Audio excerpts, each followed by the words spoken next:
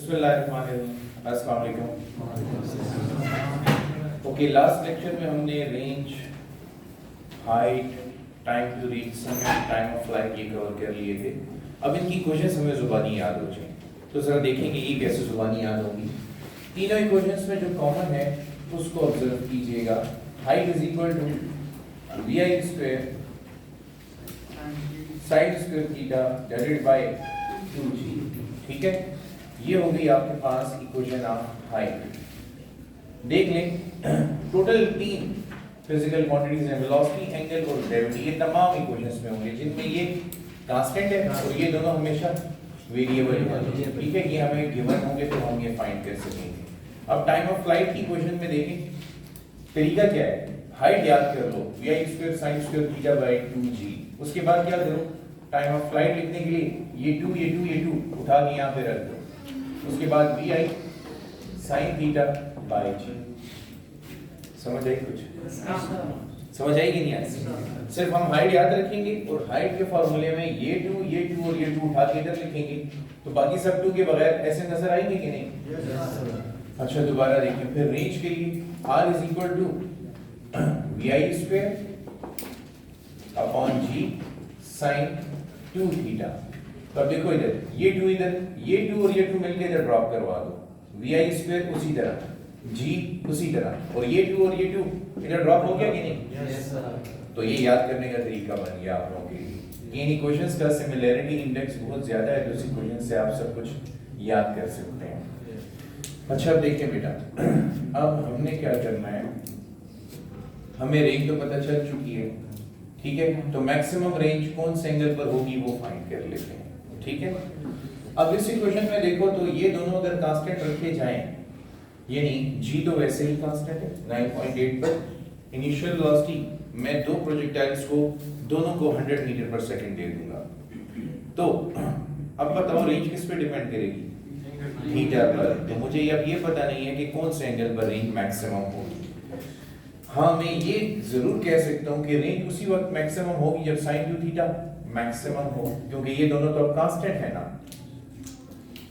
So for maximum range we start with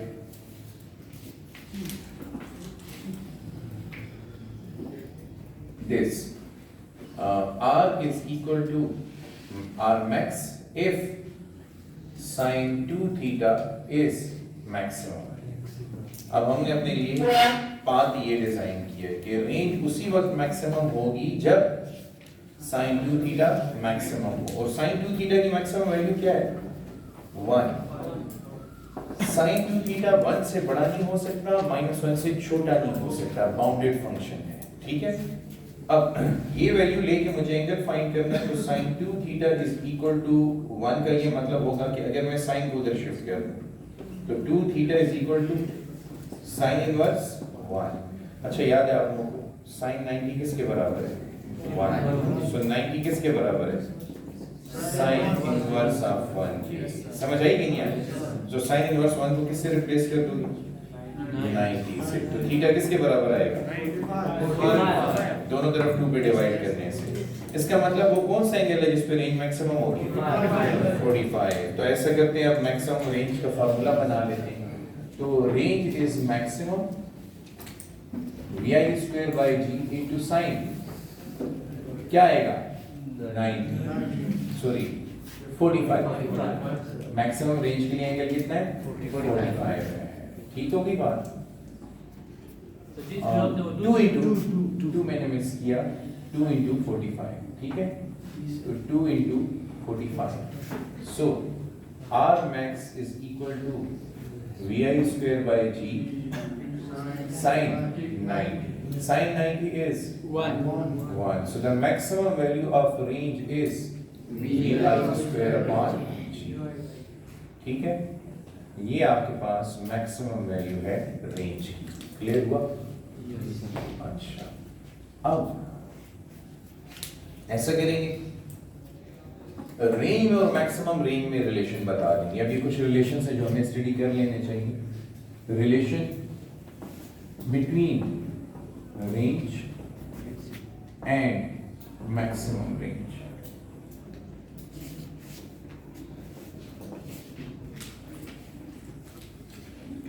क्या ख्याल है, दोनों रिलेट कर रहे हैं आपस में यानी? तो मैं लिख देता हूँ, आप एक ऊपर नीचे लिख देता हूँ, ये है vi square by G sine 2 theta और मैक्सिमम रेंज है vi स्क्वायर बाई। अब देखो दोनों में कॉमन क्या है, तो इसका मतलब कि इस इक्वेशन में vi स्क्वायर बाई जी को किससे रिप्लेस करना चाहिए? यस, तो r is equal to r max sin 2 theta. समझ आई? अच्छा, या फिर ऐसा करो कि दोनों को डिवाइड कर दो तो आपको रेशो मिल जाएगी। r टू r max किस ट्रिग्नोमेट्रिक रेशो के बराबर है? sin 2 थीटा के बराबर है। समझ आई बात?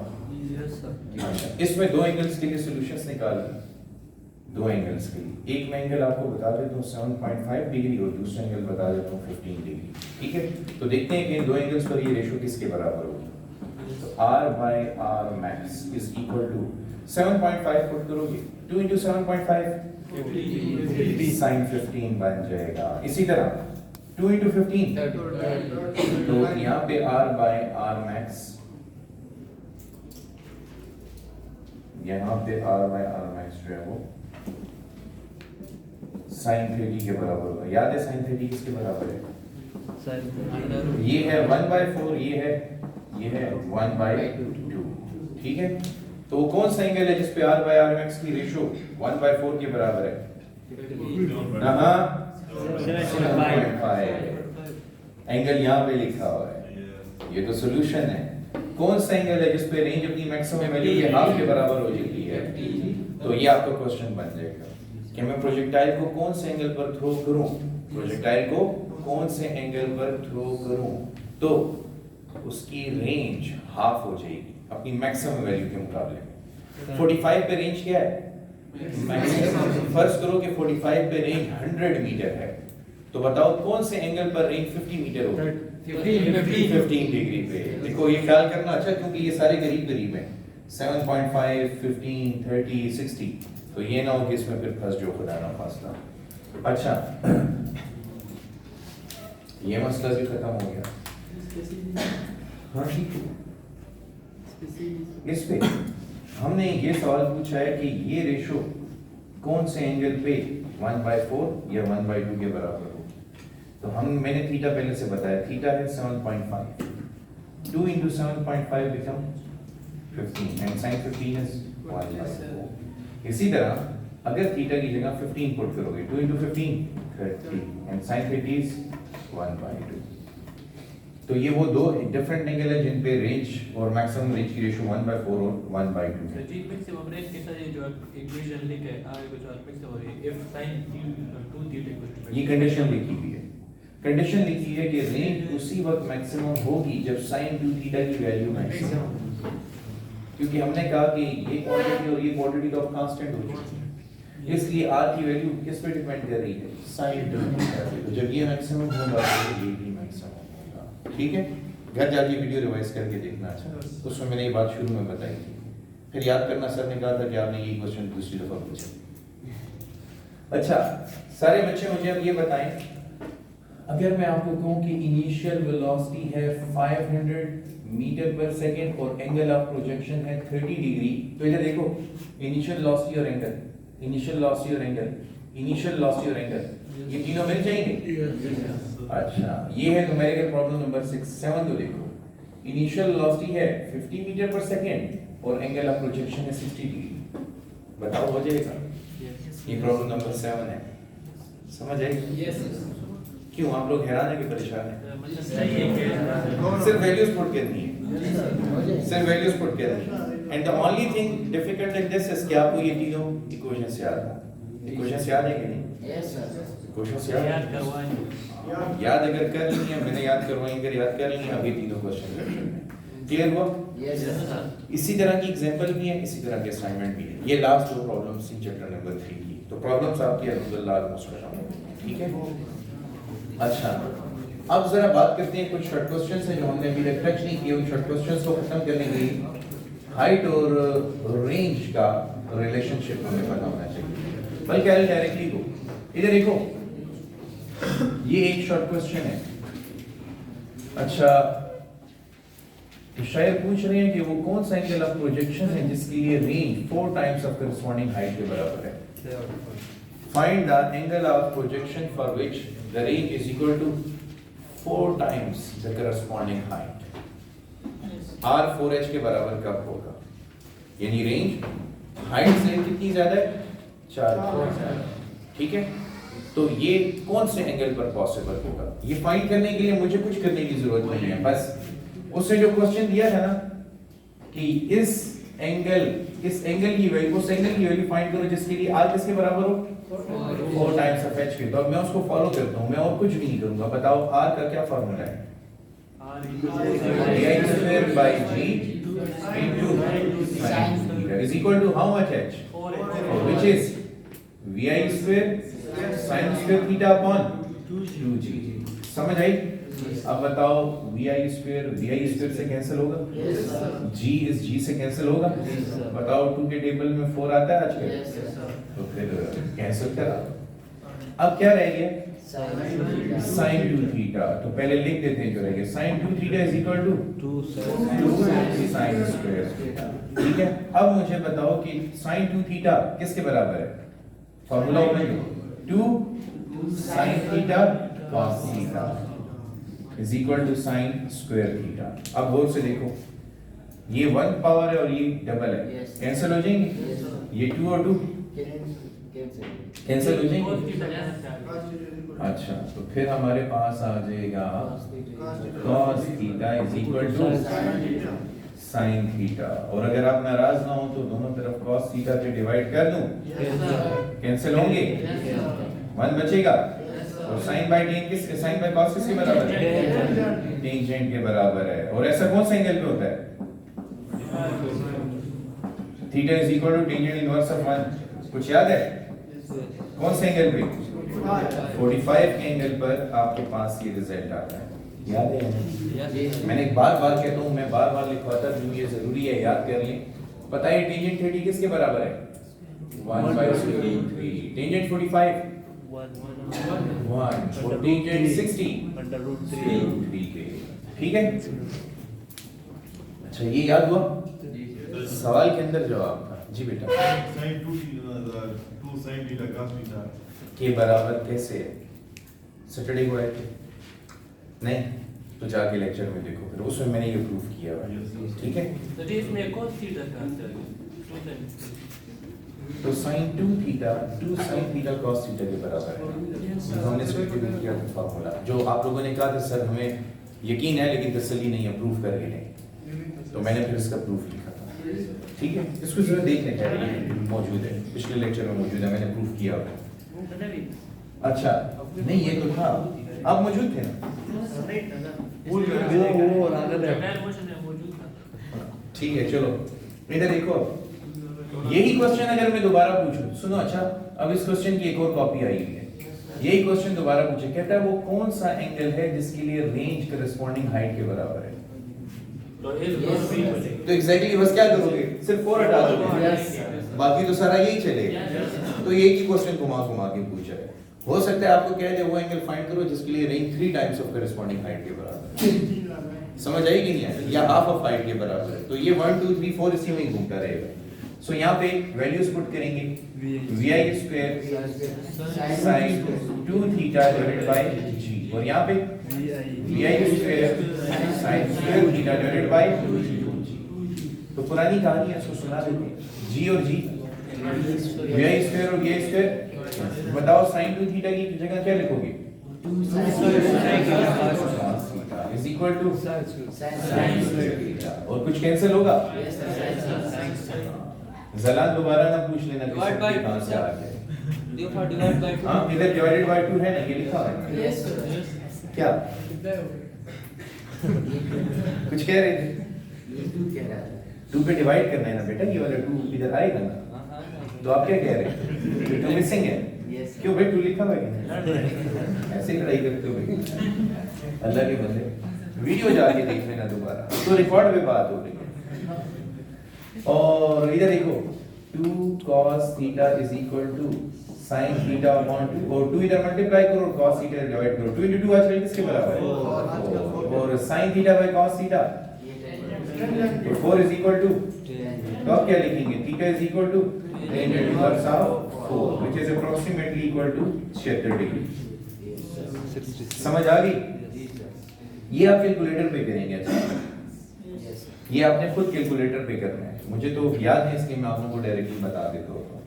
यहाँ तक क्लियर? अच्छा, तो ये मसला भी हल हो गया। चलो ऐसा करो, पिक्चर ले लो, इसको मिटाओ और मैं एक और टॉपिक करवाता हूँ, last topic of the chapter का। Two angles of projection for same range, इसका मतलब ये कि अगर मैं दो डिफरेंट एंगल्स पे प्रोजेक्टाइल को थ्रो करूँ तो रेंज सेम है। इसको जरा ग्राफिकली पहले एक टच देते हैं, ग्राफिकल टच देते हैं कि क्या ये पॉसिबल है कि हम दो डिफरेंट एंगल्स पर प्रोजेक्टाइल को थ्रो करें और उसकी रेंज सेम हो। हाँ, ये पॉसिबल है। एक एंगल बहुत छोटा होगा और एक एंगल बहुत बड़ा होगा, ठीक है। लेट्स से मैं इसको जरा लाइट कलर में लेता हूँ। ये बहुत बड़े एंगल पे मैंने इसको थ्रो किया, ठीक है, और ये बहुत छोटे एंगल पे थ्रो किया।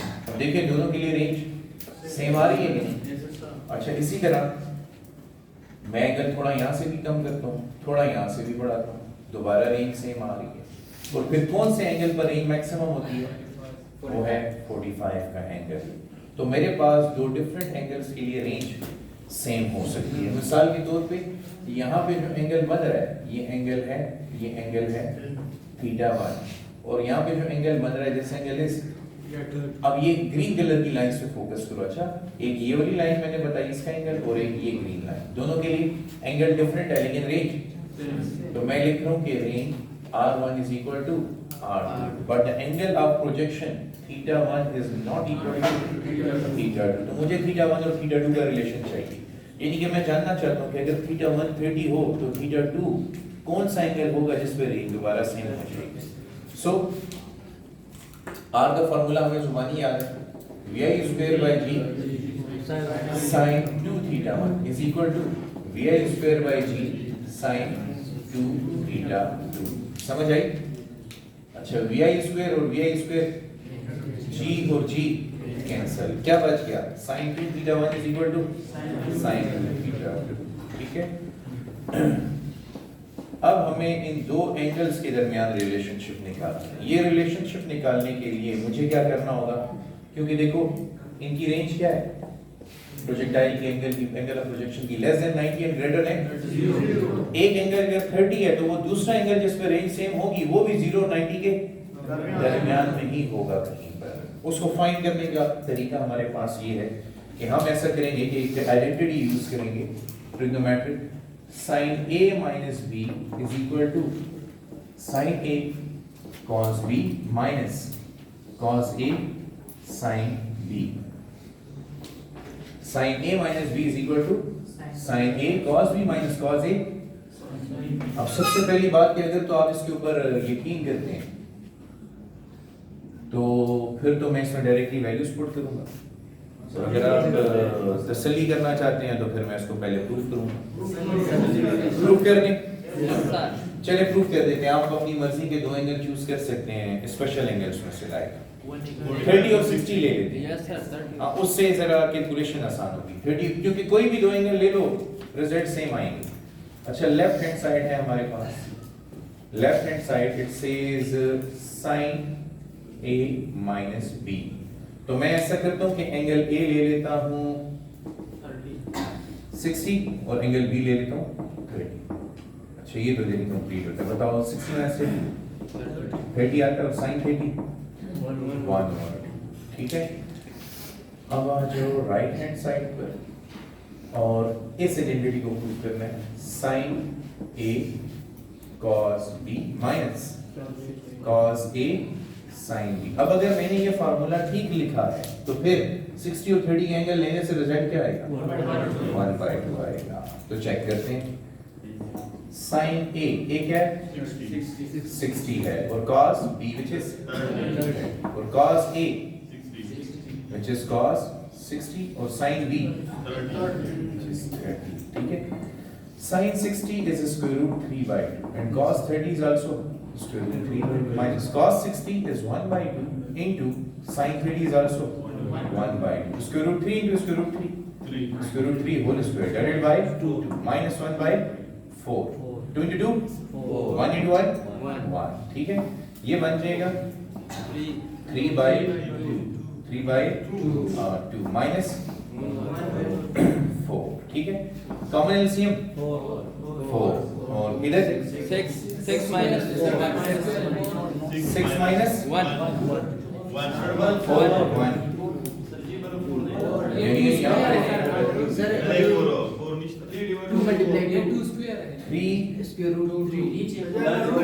ये ठीक है यार ये 1 by 2 1 by 2 1 by 4 आ जाएगा और ये 4 है 2 into 2 4 तो ये भी 4 है तो इसका मतलब यहाँ पे 4 ही आएगा तो फिर ये 3 minus 1 2 by 4 1 by तो left hand side is equal to right hand side समझ आ गई अब फार्मूला तो वैलिड है अब ये अंडरस्टैंड करो कि इस सेक्शन से आपका कोई काम नहीं है इस पे आज के बाद यकीन रहेगा तसल्ली मैंने करा दी है ठीक है अब आपने सिर्फ ये यूज करना होता है अब इसके लिए मैं दो वैल्यूज चूज करूंगा और वो दो वैल्यूज क्या हैं यहाँ पे क्या लिखा है sin 2 थीटा लिखा है ना sin 2 theta 1 is equal to sin 2 theta 2 तो मैं यहाँ पे भी sin 2 समथिंग लूंगा तो मैं लूंगा sin 2 और a की जगह 90 माइनस थीटा 1 अब ऐसा मैंने क्यों किया क्योंकि मालूम करने की क्यों किया ऐसा सुनो यहाँ पे 2 लगा हुआ है तो यहाँ पे 2 होना चाहिए यस सर क्योंकि मैंने यहाँ पे रिप्लेसमेंट करनी है दूसरी चीज थीटा 2 इसी रेंज में कहीं पे 90 माइनस थीटा 1 में होगा क्योंकि इन दोनों एंगल्स की रेंज कहाँ पे 0 to 90 ये एंगल 0 से 0 के बराबर नहीं हो सकता और 90 से तो वो जो दूसरा एंगल है थीटा 2 वो 90 माइनस थीटा 1 में कहीं पर मौजूद होगा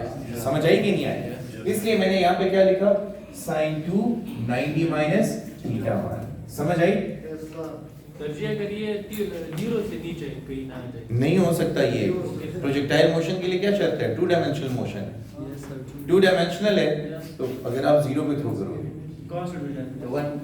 तो ये तो 1 डायमेंशनल हो जाएगा या 90 पे थ्रो करोगे 1 डायमेंशनल तो ये आप 0 से कैसे कम कर रहे हो आप बताओ आप तो यहाँ से थ्रो करोगे ना इधर देखो x और y के दरमियान रहते ऐसे थ्रो करना है तो आप क्या कर रहे हो जमीन के नीचे भी थ्रो ऐसे सोच रहे हो कि मैं नीचे फेंक दूंगा जमीन के नीचे से होता हुआ प्रोजेक्टाइल इधर से जाएगा और उधर से निकल आएगा इन्वर्टेड करा बोला हाँ साइन इसको चेक करते हैं अब ये किसके बराबर है sin 2 90 माइनस थीटा 1 किसके बराबर है इधर देखो सारे बच्चे 2 को अंदर मल्टीप्लाई करो 2 into 90 180 और इसके साथ मल्टीप्लाई थीटा 1 ठीक है अच्छा अब इस पे ऑपरेट करो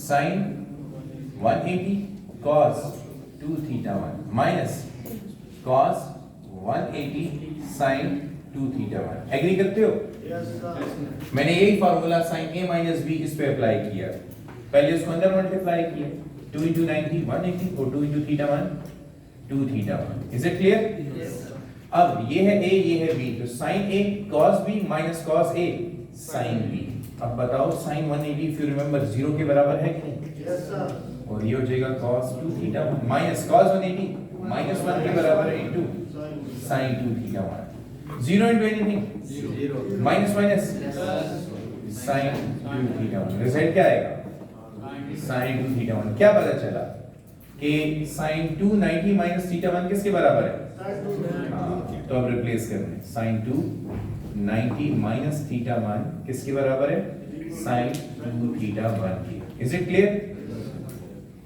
तो ऐसा करो put the value from this equation number 2 in this equation number 1 to put 2 in 1 you get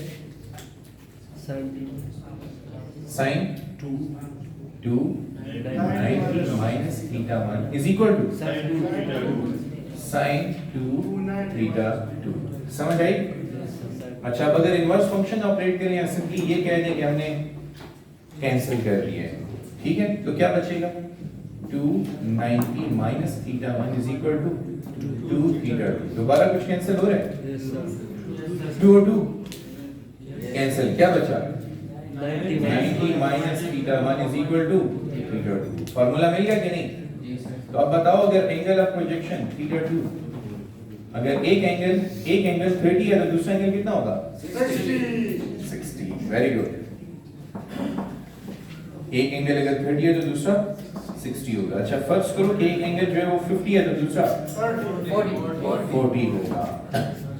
एक एंगल अगर 60 है तो दूसरा 30 होगा। इन अदर वर्ड्स इसको जरा फॉरवर्ड करो, ये नेगेटिव इधर आ गई, पॉजिटिव, तो थीटा 1 प्लस थीटा 2 किसके बराबर हुआ? बताओ वो एंगल्स जिनका सम 90 हो तो क्या कहते हैं? Complementary angles. कुछ समझ आई? तो कंप्लीमेंट्री एंगल्स वो दो डिफरेंट एंगल्स हैं जिनके लिए प्रोजेक्टाइल की रेंज सेम है, जिनके लिए प्रोजेक्टाइल की रेंज ऐसे एंगल्स जिनका सम 90 हो उन्हें क्या कहते हैं? Complementary angle. और कंप्लीमेंट्री एंगल्स के लिए प्रोजेक्टाइल की रेंज क्या रहेगी? सेम रहेगी। अच्छा इसमें एक छोटा सा projectile motion with air resistance discuss कर लेते हैं।